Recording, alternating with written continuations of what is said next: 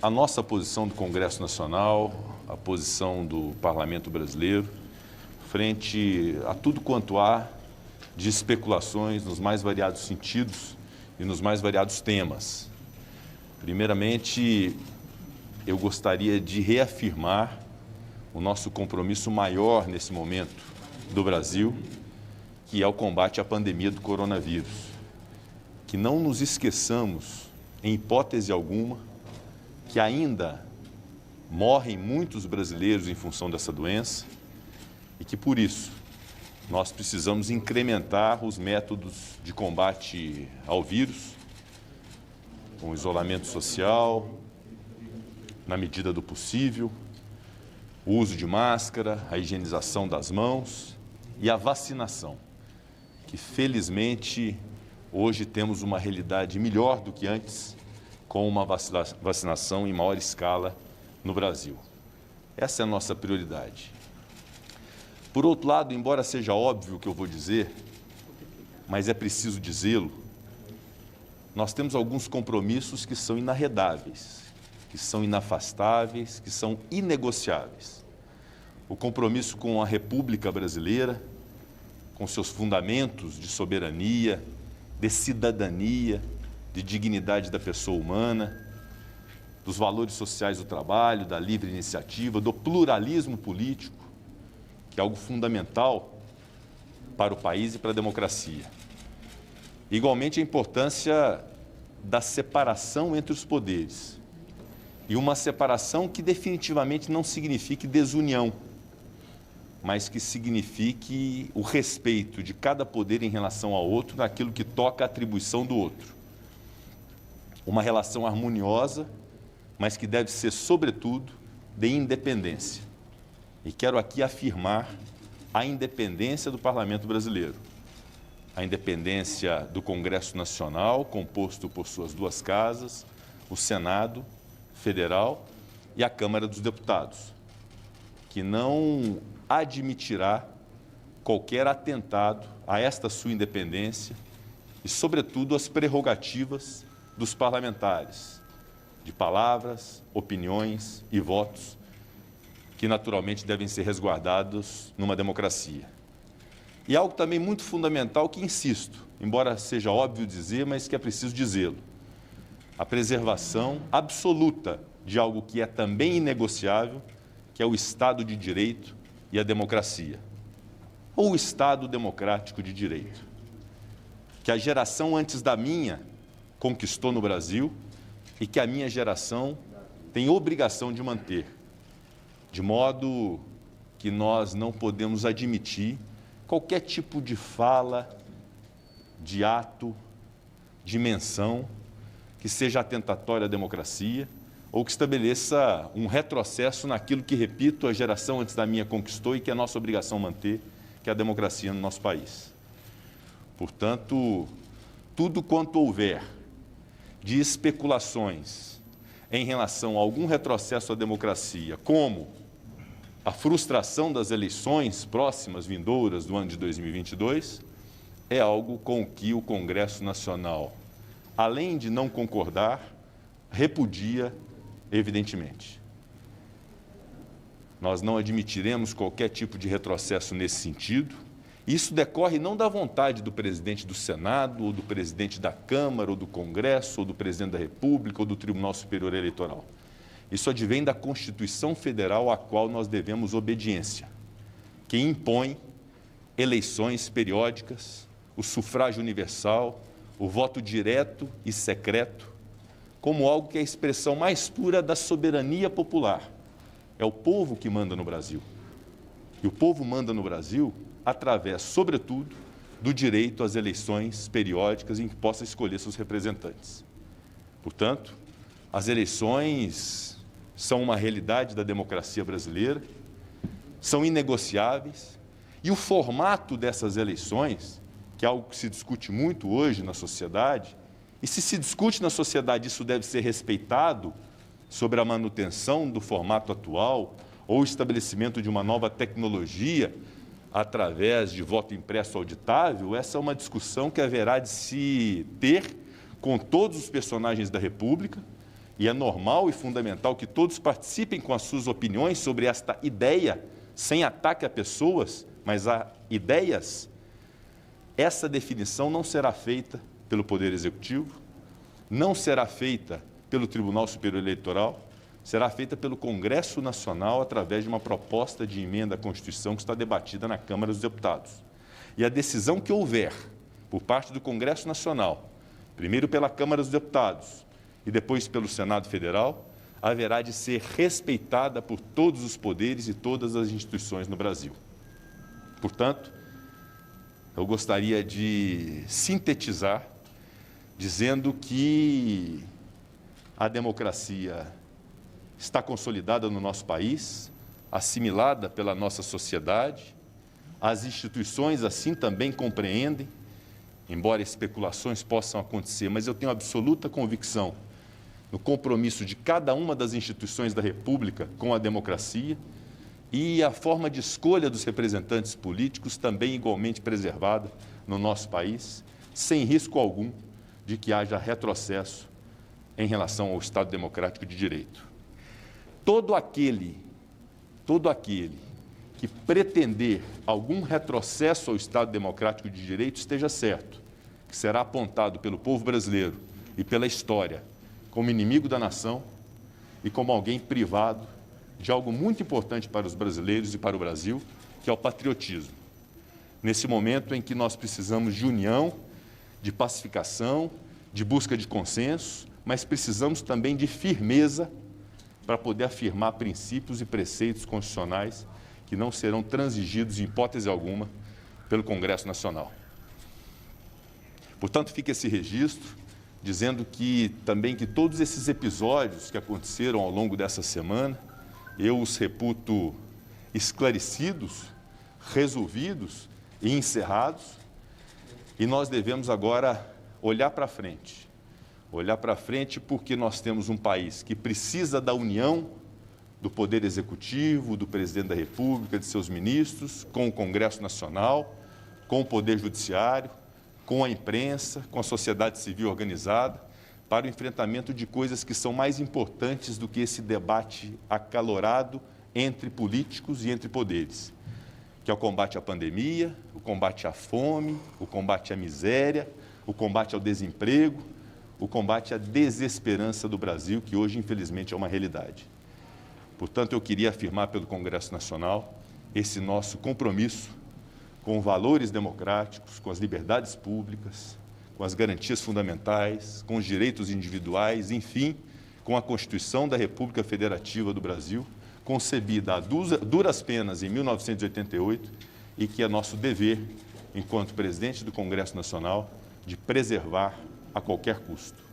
Muito obrigado. Presidente, boa tarde. Presidente, boa tarde. O senhor fala na pessoa que se colocar contra esse sistema democrático conquistado pelo país, será um inimigo da nação. Hoje o presidente Bolsonaro voltou a atacar o sistema eleitoral, dizendo inclusive que há fraudes dentro do TSE e que a eleição de 2014 provou que existiu uma fraude, que o então candidato Aécio deveria ter ganhado a eleição da então presidente Dilma Rousseff.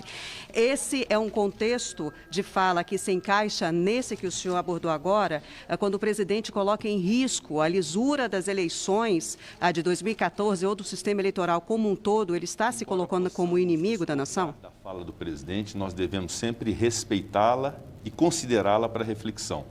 Existe um debate hoje no Congresso Nacional relativamente ao voto impresso, está na Câmara dos Deputados. Essa é uma decisão que será feita pelo Congresso Nacional. É isso que eu deixo claro. Essa discussão, ela pode acontecer, os personagens todos que queiram opinar em relação a isso, apontando irregularidades ou apontando a regularidade, isso tudo é muito bem-vindo para o debate e para o enriquecimento do processo legislativo, mas será obrigação, dever e direito do Congresso Nacional definir se é preciso haver uma alteração constitucional nesse sentido ou não. Essa é uma decisão que será tomada. E quando me refiro a todo aquele que queira retroceder na democracia brasileira ou no Estado Democrático de Direito como inimigo da nação, o que será apontado como inimigo da nação, Não me refiro a ninguém especificamente, a todos os mais de 210 milhões de brasileiros que queiram seguir por esse caminho antidemocrático, é que considero que será um caminho inapropriado com o qual nós não podemos concordar. O senhor acredita que houve falhas, houve fraude nas eleições de 2014 ou que o processo de 2022 pode estar submetido a algum tipo de fraude? Ela é muito menos relevante do que a decisão da maioria do Congresso Nacional em relação a esse tema, mas não tenho problema nenhum em externar a minha posição pessoal em relação a isso. Eu confio na justiça eleitoral brasileira, não acredito que tenha havido fraudes e não acredito que o sistema esteja suscetível a fraudes no ano de 2022. Mas respeito aqueles que divergem da minha opinião e é por isso que nós temos um processo democrático de discussão desse tema na Câmara dos Deputados inicialmente e depois no Senado Federal. Eu poderia insistir nesse tema ainda só para fazer uma terceira pergunta, a forma como o presidente da República se dirige e se refere a uma autoridade do país, que é o presidente do Tribunal Superior Eleitoral, usando palavras de baixo escalão. Essa é uma conduta que o senhor considera adequada? É uma forma, um formato de se relacionar? O senhor que tem falado em respeito e independência dos poderes, o que o senhor poderia falar a respeito desse formato e da forma como o presidente tem se referido ao presidente do TSE? Definitivamente não concordo com esse formato, não concordo com esse método, tampouco concordo em ataques pessoais a autoridades públicas ou a qualquer cidadão. Eu considero que a divergência de ideias deve ser discutida no campo das ideias, da tese, e não das pessoas. Portanto, eu me solidarizo com o ministro Luiz Roberto Barroso, presidente do Tribunal Superior Eleitoral, e discordo de qualquer ataque pejorativo que seja feito a ele ou a qualquer cidadão brasileiro nesse tom. Senhores amigos que já estão contemplados, mas tem uma contemplação aqui que é importante. Hoje o senador Renan Calheiros provocou o senhor como presidente do Senado e o deputado Arthur Lira como presidente da Câmara a se manifestarem de forma mais propositiva, mais assertiva na defesa da CPI. Foi uma crítica feita à conduta, a forma como os senhores vêm lhe tratando o assunto. O senhor considera essa crítica justa? Eu não considero justa porque a Comissão Parlamentar de Inquérito, como órgão do Senado Federal, recebeu todo o meu apoio, inclusive material mesmo, de sessão da sala, de permitir que se funcionasse da melhor forma possível. Não há de minha parte qualquer interferência nos trabalhos da Comissão Parlamentar de Inquérito. Eu não me permito, como presidente do Senado, interferir nos rumos da CPI e considero que esse é um bom empréstimo que faço para que a CPI cumpra o seu papel. Eu espero que ela o faça, como disse no plenário recentemente, de maneira isenta, de maneira contundente, porém respeitosa, direitos individuais das pessoas que ali estão a ser inquiridas, e espero muito que o resultado da CPI seja um resultado justo, a partir de uma apuração que seja uma apuração eficiente. É essa a minha expectativa, portanto, não considero justa essa crítica feita à presidência do Senado em relação à CPI. Presidente, o senhor falou sobre a defesa da Constituição e a Constituição ter sido conquistada a duras penas. A carta, a nota das Forças Armadas para a CPI foi entendida por muitos como uma subida de tom e uma ameaça institucional. E eu queria saber se o senhor considera que essa nota das Forças Armadas foi ou não uma subida de tom e por quê? O meu papel nesse episódio foi um papel de esclarecimento para os dois lados. E o que eu considero é que a nota das Forças Armadas partiu de uma premissa equivocada de que teria havido, por parte do senador Omar Aziz, presidente da CPI, uma agressão generalizada às Forças Armadas. O próprio senador Omar Aziz, no próprio plenário do Senado Federal, destacou que não houve a intenção de sua parte de ofender as Forças Armadas e que teria feito, inclusive, uma retificação na própria CPI por ocasião da fala. Outros senadores também fizeram esse esclarecimento. Então, o que eu fiz no contato com o ministro da Defesa, Braga Neto, e com o comandante-geral do Exército, foi justamente esclarecer isso, que o que é a posição do Senado de respeito às Forças Armadas, o que houve concretamente nesse episódio do presidente da CPI, o nosso colega Omar Aziz, e, por sua vez, o ministro Braga Neto também dizendo que a nota também não se dirigia ao Senado genericamente, mas essa fala que interpretaram como uma agressão às Forças Armadas. E ambos, Senado e Forças Armadas compreenderam esse esclarecimento e deram o assunto por encerrado, de modo que todo aquele, que é a exceção da imprensa, que é o dever e direito de vocês, repercutir em fatos, mas todo aquele que queira reavivar esse episódio específico acaba praticando um desserviço, porque esse assunto está, por ambas as partes, encerrado e devidamente esclarecido. Eu gostaria de saber, em relação a essa questão também, ainda da nota das Forças Armadas, a postura que o senhor teve, que foi uma postura de pacificação, o senhor mesmo fala muito essa palavra, mas a ofensa a um senador, a nota dirigida a um senador, ela acaba também sendo uma nota dirigida às prerrogativas de um senador, ou seja, uma nota dirigida também à casa, à instituição. Diante disso, o senhor acha que o senhor o senhor poderia ter uma postura mais enérgica? Também tem uma outra pergunta em relação ao recesso parlamentar. A CPI, ela quer continuar os trabalhos. Isso será possível? Como é que o senhor pretende conduzir isso? Bom, o meu papel foi realmente de poder esclarecer o fato. Não se pode confundir energia com irresponsabilidade, com intolerância, com querer colocar lenha na fogueira, como diz lá na minha terra. A minha intenção foi, de fato, apaziguar e esclarecer os fatos. E eu fiz questão de dizer que dos valores mais caros para o Legislativo é a independência do Legislativo e a prerrogativa parlamentar. Então, não há dúvida disso. E assim como reconheço a honra e a ética das Forças Armadas. Então, eu considero que, ao fazer dessa forma, eu cumpri um bom serviço de apaziguamento, de conciliação, de pacificação, que é o que mais nós precisamos no Brasil nesse instante. Não é a minha intenção acirrar ânimos. Obviamente que não se pode confundir ponderação, bom senso, responsabilidade com inércia. Eu preciso agir, como de fato agi. Eu procurei as duas partes e busquei conciliar, e isso ficou devidamente esclarecido. Então, eu considero que fomos bem-sucedidos nesse método de pacificação entre as Forças Armadas e o Senado, num episódio que já está, para ambos os lados, devidamente superado. Em relação ao recesso parlamentar, é bom que se esclareça, o recesso advém de uma obrigatoriedade da Constituição, não é a vontade do senador, nem a vontade da CPI que imporá se terá recesso ou não.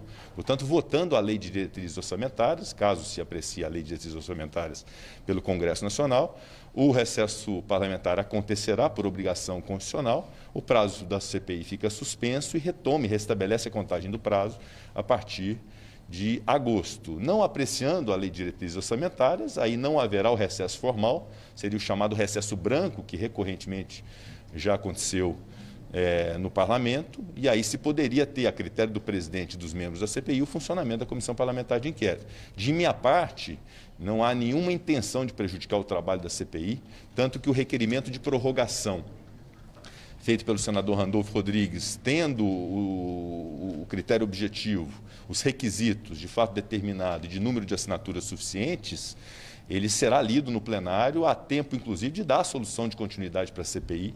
Definitivamente não é a intenção da presidência interromper o trabalho, caso seja a condição própria de prorrogação. Portanto, é essa a realidade que se apresenta nesse momento, com a tranquilidade de todos os membros da CPI de que o que é constitucional e regimental será cumprido pela presidência. Boa tarde, presidente. Não é a primeira palavra forte que vem de altas patentes do Exército quando há um tensionamento entre o Poder Legislativo e as Forças Armadas. Eu lhe pergunto, algumas das críticas que vieram de especialistas foi de que o Congresso tem se omitido no que diz respeito à regulamentação da participação de militares no Poder Executivo em cargos comissionados. A partir deste fato, o senhor entende que chegou a hora de encarar essa situação e, de fato, regulamentar a participação dos militares no Poder Executivo, ou essa situação deve continuar como está? É natural que o processo legislativo, o amadurecimento da legislação brasileira vai acontecendo ao longo do tempo, dadas as ocorrências, a própria evolução da sociedade. Mas nós não podemos atribuir ao Congresso Nacional Brasileiro omissão. Um Congresso que aprovou reforma da Previdência, reforma trabalhista, lei de terceirização, reforma política em 2017, teto de gastos públicos, o protocolo fiscal da emenda constitucional 109, o marco legal do saneamento, a lei de licitações, a lei de recuperação judicial e falências, a autonomia do Banco Central.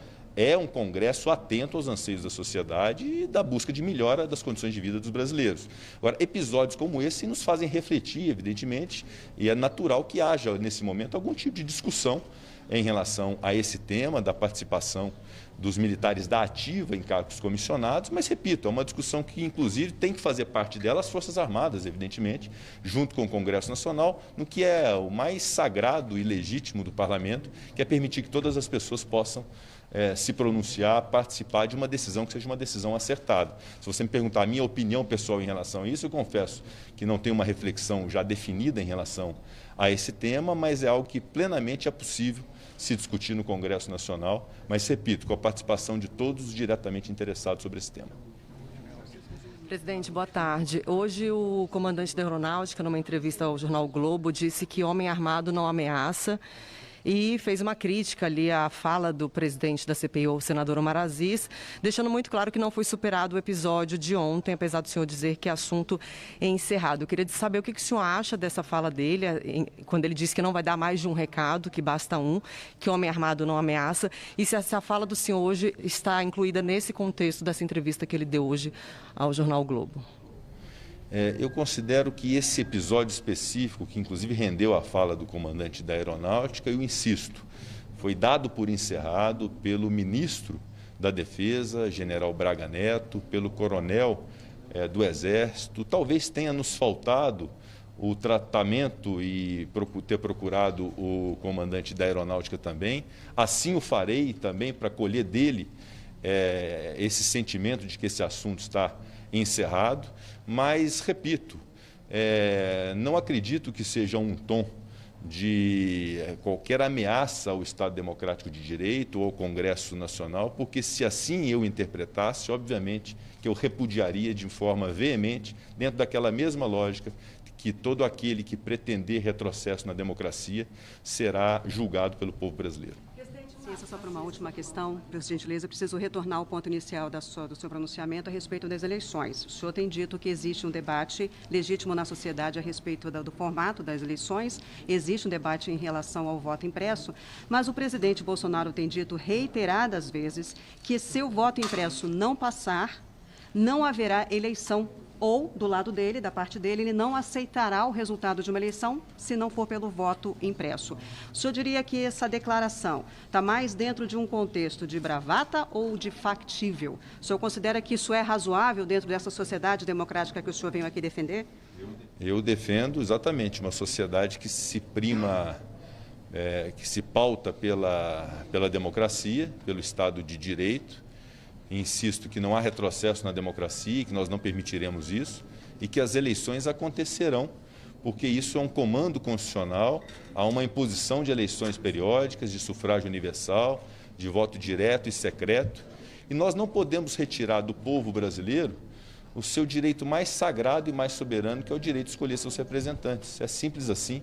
Eu considero que isso advém da Constituição Federal e da soberania do povo brasileiro, contra a qual nada nem ninguém vai poder trabalhar contra. O senhor vai na semana que vem para a CPI? Nós vamos avaliar a perspectiva da votação da Lei de Diretrizes Orçamentárias e, havendo a possibilidade da LDO ser votada, nós avaliaremos o momento ao final do prazo de 90 dias para a leitura, se houver as condições objetivas. Se não houver perspectiva da votação da LDO, é natural que haja a leitura do requerimento de prorrogação, se houver, repito, as condições objetivas para o seu cumprimento, antes do recesso, porque o fim dos 90 dias da CPI me parece que acontece dia 24 ou 25 de julho, de modo que seria necessário, então, fazer essa leitura. Para ficar claro, o senhor vai ligar hoje para o comandante da Aeronáutica, é isso que o senhor disse? Vai ter uma... Talvez seja, sim, recomendável procurar o comandante da Aeronáutica, da Marinha, na mesma linha do que foi com o comandante do Exército. Acho que é importante isso, que nós temos que buscar pacificar, com a firmeza necessária de afirmar as nossas posições, mas sempre permitir lugar ao diálogo. Obrigado.